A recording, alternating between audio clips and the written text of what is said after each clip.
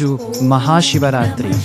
శివరాత్రి అంటే కేవలం జాగరణ కాదు, అది మన అంతరంగాన్ని జాగృతం చేసుకునే మహా అవకాశ రాత్రి.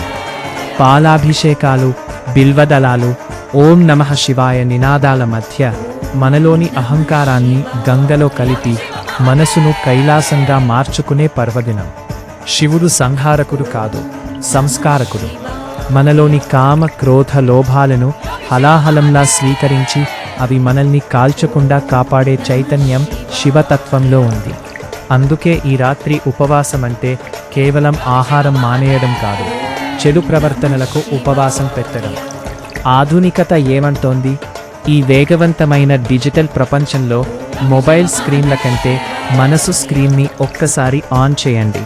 స్ట్రెస్, టెన్షన్, పోటీ ఇవన్నీ కాలభైరవుడి ముందు తేలికే.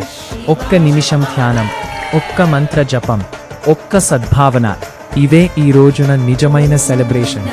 శివుని జటాజూటంలో ప్రవహించే గంగలాగా మన ఆలోచనల్లోనూ పవిత్రత ప్రవహించాలి. నీలకంఠుడి సహనం మన సంబంధాల్లోనూ ప్రతిఫలించాలి. అర్ధనారీశ్వర తత్వం సమానత్వానికి మార్గదర్శకం కావాలి. ఈ మహాశివరాత్రి సందర్భాల్లో మనలోని చీకట్లను తొలగించి జ్ఞానదీపాన్ని వెలిగిద్దాం. కైలాసం ఎక్కడో కాదు, మన హృదయంలోనే ఉందని గ్రహిద్దాం. ఓం నమః శివాయ. శివోహం శివోహం. మీకు, మీ కుటుంబ సభ్యులకు మహాశివరాత్రి శుభాకాంక్షలు.